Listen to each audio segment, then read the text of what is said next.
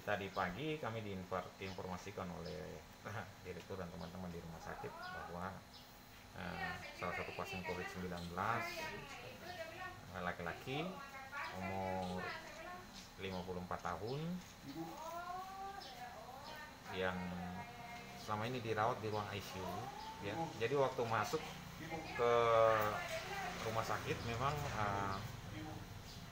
kondisi yang bersangkutan dalam keadaan sakit berat ya, dalam keadaan sesak ya, sehingga memang memerlukan penanganan secara intensif di ruang ICU, sehingga sejak yang bersangkutan masuk di rumah sakit beliau di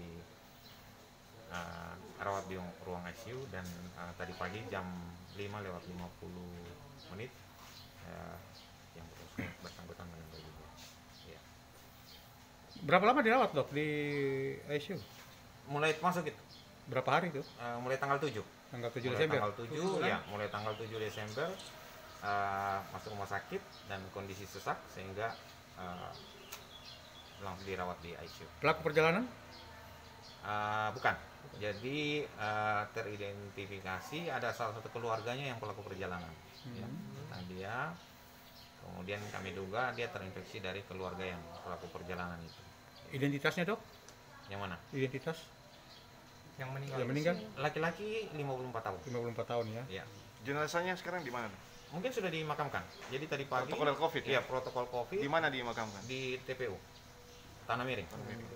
Dok, dengan Jadi kasus tadi pagi mereka sudah siapkan semua di sana. Kemudian saya koordinasikan ke Kepala Dinas Perumahan Pemakaman untuk koordinasikan tempat pemakaman di sana. Jadi ketika di sana sudah siap, kemudian tadi dari rumah sakit langsung antar untuk dimakamkan. Dok, berarti tim medis mendiagnosa dia itu dalam suratnya itu dia meninggal karena penyakit yang dia derita atau karena COVID? Karena COVID. Jadi yang bersangkutan memang punya penyakit komorbid yaitu diabetes, tetapi selama dalam perawatan diabetesnya terkontrol stabil dalam masalah. Jadi memang hasil pemeriksaan lanjut memang ada infeksi atau radang di paru-paru akibat COVID ini yang meluas sehingga menyebabkan yang bersangkutan gagal nafas. Ya, gitu. Jadi penyebab kematian karena memang COVID-19. dengan kasus ini dok, kira-kira apa yang menjadi program ke depan yang mungkin fokus untuk tim kesehatan di rumah sakit ini? Intinya begini, semakin cepat kita deteksi, kan begitu. Kenapa kita selama ini bisa cukup mempertahankan ya situasi seperti ini? Artinya pasien yang meninggal ini baru satu ini ya. Karena semakin cepat kita menemukan dengan kondisi yang semakin masih baik ya, masih ringan tanpa gejala yang berat, kan semakin cepat tertangani kan semakin baik. Gitu. Disinyalir bahwa yang bersangkutan sebelumnya mungkin sudah terinfeksi cukup lama, tetapi mungkin karena gejala ringan dan ini beliau tidak memeriksakan diri segera, sehingga waktu dirujuk ke rumah sakit itu memang sudah dalam kondisi sesak. Jadi memang dia sudah masuk ke berat. Nah, seharusnya makanya kami himbau kenapa pelaku perjalanan itu harus kita karantina mandiri, kan begitu. Harus kita rapid ulang 10 hari. Seharusnya juga keluarga-keluarga yang punya anggota keluarga ya sebagai pelaku perjalanan yang baru datang harus mengantisipasi hal itu, kan begitu. Ketika ada anggota keluarga yang pelaku perjalanan baru datang, mestinya disarankan sama anggota, oh aku baru datang, istirahat ini isolasi dulu ya, jangan ini 10 hari, kemudian nanti tes ulang baru kita bisa gitu. Tapi kalau diam-diam menganggap anggota keluarganya, saya punya adik, saya punya ini apa, tidak bebas dengan ini, kan akhirnya kenyataannya begitu. Jadi itu sebenarnya. Jadi masyarakat harus tetap waspada gitu. Nah, waspada bahwa COVID ada di sekitar kita, sehingga protokol kesehatan terkait dengan 3M gitu ya, wajib pakai masker, cuci tangan dan lain itu harus tetap dilakukan ya. Siapapun dia yang ada di sekitar kita ya, makanya teman-teman utang jangan agak jauh-jauh sedikit, jaga jarak kan kita, walaupun ini sudah jaraknya tidak bisa dijaga karena kurang. Dok, terkait dengan Dok, untuk saat ini berapa jumlah pasien yang ada di rawat? Saat ini kemarin terlapor kita kan 48. 48 hari ini ada tambahan 4 lagi. Dari kesemuanya sudah berapa? 52 Sebentar sekarang kita ya. akan update, ya kita masih nunggu dulu ya kalau ada data tambahan, tapi sampai dengan siang ini yang saya berbicara Angka kumulatifnya, Dok? ada tambahan 4 hari ini masuk. Jadi kalau nanti kita update sebentar mungkin sudah jadi 52. Dari angka kumulatif berapa ratus semua, Dok, sekarang? Ya. Yang 254. 254 ya? Kemarin berapa? 25 kemarin 48. Enggak, kumulatif. Kemarin berapa? 250 ya? 254 dok. 254. Oh ya, 250 tambah 4 254. Dok, berarti dengan data yang 48 satu meninggal berarti kan harusnya 47. Iya, nanti kurangi saya tuh 47 terus tambah 4 yang baru. Iya. Jadi 51. 51. Dok, satu lagi dok, di Hotel Akad ini kan tetangga-tetangga di situ merasa bagaimana ya? Iya, sudah. Makanya kan sebagian besar- tadi upload yang ada di medsos yang saya lihat itu mereka upload WA saya ke Satgas. Itu kan antara kita kan harus kalau ada sesuatu kan kita kan saling koordinasi karena di Satgas itu hanya tidak hanya kesehatan, tidak hanya kita, tapi ada keamanan, ada lain-lain. Sehingga karena ini lingkupnya kewenangan di keamanan, ya saya koordinasikan di tingkat Satgas. Sehingga tugas anggota Satgas lain yang membidangi keamanan untuk bisa tindak lanjut. Ada keamanan ya? Iya. Tapi memang sudah tadi pagi saya ditelepon oleh salah satu warga di situ melaporkan hal itu, ya. Dan selama ini memang ada, cuma karena kemarin pilkada, kemudian ada kejadian di Bovendigul, jadi mereka ditarik untuk BKO, gitu. Jadi, tapi tadi setelah saya koordinasikan ke Satgas ya sesuai dengan yang sudah diupload di medsos, tadi dari Wadanion Brimob sudah infokan ke saya untuk karena Brimob sudah ditarik kembali, maka mereka akan segera penugasan kembali untuk penjagaan di hotel. Oh, jadi anggota Brimob yang jaga di Hotel Akad. Iya, anggota Brimob yang jaga. Cuma karena kemarin itu tadi mereka ditarik karena ada pilkada dengan BKO yang di Bovendigul kemarin. Dok, kembali dok yang tadi dok, yang meninggal ini berapa yang kontak erat yang sementara mungkin ikut terpapar Tracing atau mungkin di tracingnya ini, yang dari meninggal ini? Yang dari meninggal istrinya sudah positif juga sementara dirawat. Terus? Kemudian ada kalau tidak salah 2 anggota keluarga lagi yang terinfeksi. Oh gitu. Iya, selain istrinya. Kebetulan istrinya staf kita, ya. Dan di puskesmas. Oh, tenaga kesehatan juga. Tenaga kesehatan. Itu yang perjalanan dinas itu ya? Ya, bukan. Kalau kita identifikasi dari keluarga yang lain, gitu. Ya. Dari keluarga. Iya. Dok, ini kan menjelang Natal ya dok ya. Pandemi juga, COVID juga semakin meningkat. Iya. Dari tim sendiri mungkin ada himbauan untuk masyarakat? Ya, saya pikir untuk masyarakat seperti tadi sampaikan tetap waspada. Tetap waspada, ya.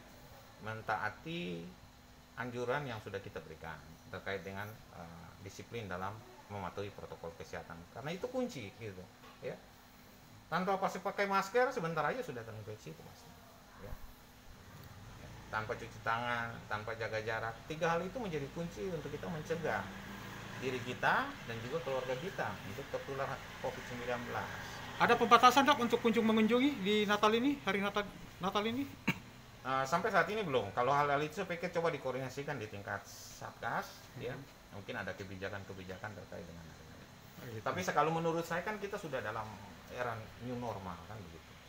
Cuma ya yang menjadi perhatian adalah terkait dengan disiplin masyarakat dalam mentaati protokol kesehatan itu aja kan begitu. Dok, Itu yang menjadi penting. kabar yang untuk meninggal yang 1 orang ini kan sudah diviralkan di medsos terkait dengan screenshot daripada informasi yang tersampaikan itu. Itu apakah disengaja diviralkan atau bagaimana? Ini kan bisa jadi dikhawatirkan ini dok. Terusan. Meresahkan warga digunakan oleh oknum yang tidak bertanggung jawab. Gitu. Apakah Nah, sengaja kan atau saya gimana? pikir kita perlu terbuka informasi kan. Menurut saya nggak ada masalah. Ya, saya kan mau WA-nya bukan ke mana-mana, ke medsos, ke apa yang tidak ada tujuannya. Karena saya juga ada sebagai anggota dari tim Satgas. Tidak ada informasi-informasi kan ya saya share buat teman-teman, buat ketua Satgas, buat segala semua anggota Satgas. COVID-19 ini bahwa ada kejadian ini kan gitu. Sama seperti tiap hari saya update laporan kan saya juga share informasikan. Itu bukan sesuatu yang tabu, yang tidak boleh kan. Masyarakat perlu tahu informasi. Kan begitu. Setelah bisa ada yang meninggal seperti ini, ya kita informasikan ada pasien COVID yang meninggal gitu. Supaya masyarakat juga tahu. Karena jangan menganggap bahwa COVID tidak apa-apa itu nanti sembuh sendiri. Tapi buktinya kan ada yang Ada iya. ya sehingga masyarakat dengan kejadian ini juga ya waspada gitu. Ya tidak menganggap remeh, tidak menganggap sepele COVID-19, apalagi menganggap hoax kan. Karena barang ini nyata Nyata gitu. ya. Ya. Dok, untuk vaksin persiapan sejauh ini seperti apa, Dok? Untuk vaksin kita di tingkat kabupaten hanya menyiapkan, ya, menyiapkan sarana dan perlengkapan dukungan, ya, pendukung untuk kegiatan vaksinasi nanti. Ya. Nanti untuk vaksin kita akan tetap menunggu jumlah vaksin yang dialokasikan untuk Papua dan selanjutnya Papua mengalokasikan untuk tiap kabupaten kota berapa ya tidak. Ya. Tapi belum distribusi sampai sekarang ya dok? Belum. Mungkin sudah ada pendataan lebih terinci, Dok, kira-kira yang diutamakan nantinya apa untuk pendataan yang utama sekali adalah tenaga kesehatan. Itu lebih dulu. Tenaga kesehatan wajib ya kita vaksinasi. Kemudian petugas-petugas dari garda terdepan dalam pelayanan publik, ya TNI, Polri, polisi, ya. Petugas-petugas di bandara misalnya yang memang punya risiko tinggi. prioritas profesi yang sudah didata kira-kira berapa banyak jumlahnya, Dok, untuk pertama kali untuk vaksin nanti nih? Ada berapa ribu kira-kira? Saya kalau tidak salah sekitar hampir 2 juta untuk Papua ya. Tapi nanti kita harus cek datanya, ya. Tapi ya untuk Papua alokasikan seperti itu. 2 juta. Kalau untuk Merauke, Dok? Ya itu yang saya tadi bilang. Oh gitu. Nanti kan dari data untuk Papua sekian juta itu, misalnya 2 juta, ini nanti kan dialokasikan oleh provinsi untuk tiap kabupaten berapa. Dok, satu lagi dok, apakah kasus meninggal hari ini sudah dilaporkan ke Pak Bupati atau seperti apa dok? Ya saya sudah leser ke Satgas itu mulai dari ketua itu Pak Bupati sampai dengan himbauan itu sudah saya lapor. Dokter, saya masih ada dokter. Iya, Pak. Ini setelah ini kasus hari ini apakah ada ini peningkatan Pak kewajiban swab test atau rapid test antigen bagi pelaku perjalanan? Saya kira tetap aja seperti biasa, seperti sekarang, ya jalan seperti biasa walaupun dari media atau informasi yang kita terima ya mungkin dari provinsi ataupun dari pusat ya teman-teman juga bisa akses ya terkait dengan pemeriksaan rapid antigen kemungkinan besar karena Jakarta kalau tidak salah sudah memulai yang masuk keluar Jakarta bukan hanya lagi rapid antibody tetapi harus rapid antigen atau tidak PCR.